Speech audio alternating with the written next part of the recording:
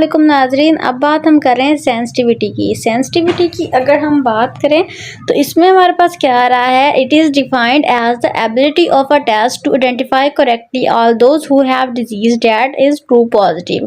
90% sensitivity means 90% of the disease people screen by the test will give a true positive result and remaining 10% are false negative. इसमें क्या बात हो रही है, ये इम्पॉर्टेंट है काफ़ी।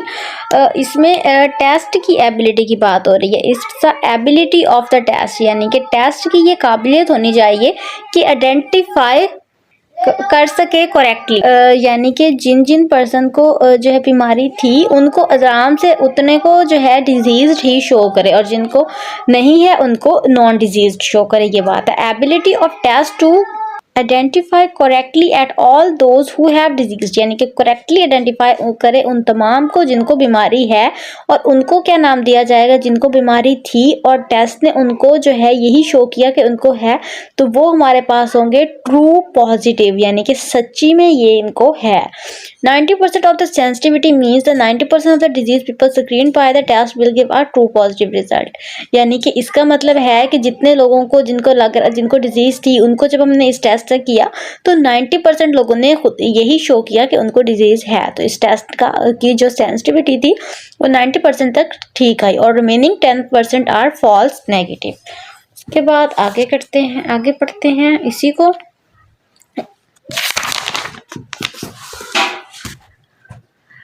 In the above example, sensitivity will be represented as sensitivity is equal to A by B, A plus C multiply by 100। फिर बात आ जाती है specificity की। Specificity क्या होती है? It is defined as the ability to test to identify the correctly all those do not have the disease। Sensitivity में हमने वो identify करने थे जिनमें disease थी, specificity में हमने वो identify करने हैं जिनमें disease नहीं है।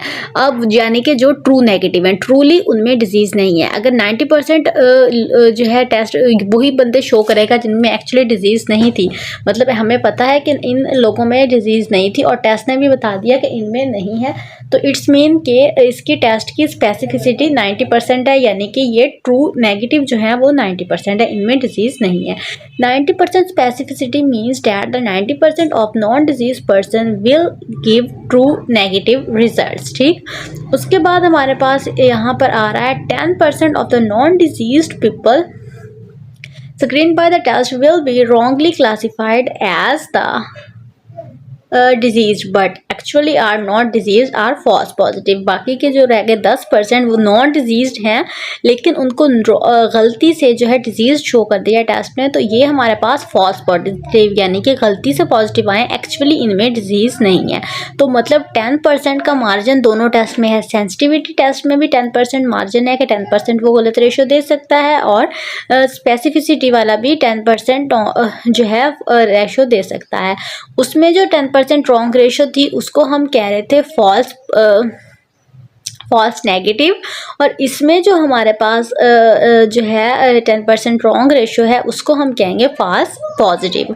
ये बातें याद रखते वाली, क्योंकि वो था to identify the diseased people और ये है to identify the non diseased people. Then हमारे पास यहाँ पर आ रहा है प्रिडिक्टिव एक्यूरेसी। इसमें पॉजिटिव प्रिडिक्टिव वैल्यू होती है और नेगेटिव प्रिडिक्टिव वैल्यू होती है। पॉजिटिव प्रिडिक्टिव वैल्यू वो होती है performance of a test is also measured by the predictive value which is diagnostic power of a test. इसमें आगे की दोनों जो है हम नेक्स्ट वीडियो में डिस्कस करेंगे। आज के लिए इतना ही, इजाज़त चाहूँगी। अल्लाह हाफिज़।